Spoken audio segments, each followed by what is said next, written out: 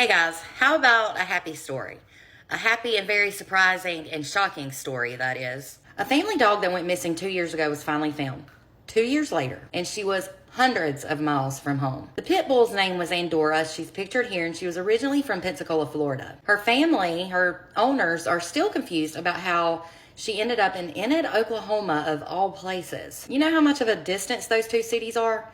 900 miles. Her owner is Brenna Denmark, and it was said she and her family rented a car and drove through the night nearly 14 hours straight to Oklahoma. That was right when they heard the news that their fur baby was found safe and sound. It was said they got to Enid, Oklahoma at around 1 a.m., and although it was so late, they were so excited to reunite with their baby girl. And Andorra was happy to see them too. It was said she immediately started to beg for belly rubs, which is something she always used to love her family to do. And it was all because of a microchip that she was found. A lady who lived in Enid, who was also a pet groomer, made several posts on Facebook. That was after Andorra showed up to her home. She was trying to find some answers, the owners.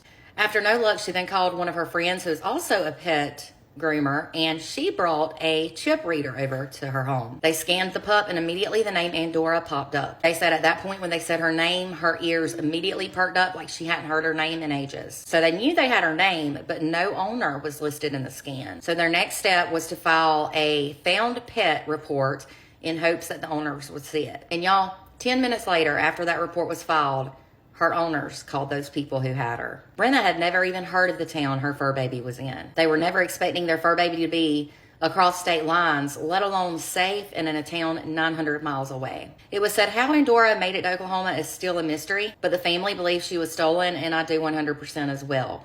Pensacola is a tourist town. Lots of people come to Florida. Could have been where somebody from Oklahoma picked her up and took her back, and then she ran away from that home. Possible. I don't know.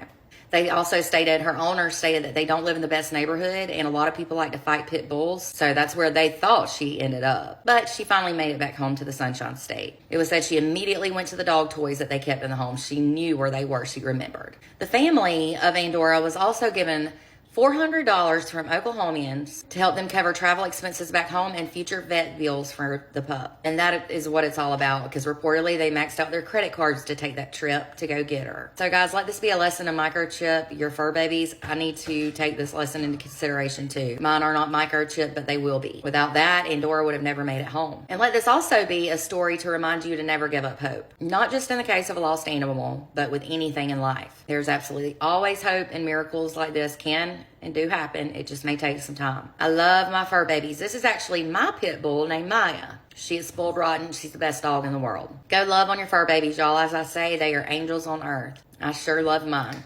For more content, be sure to give me a follow and to visit my website at www.truecrimewithmegan.com.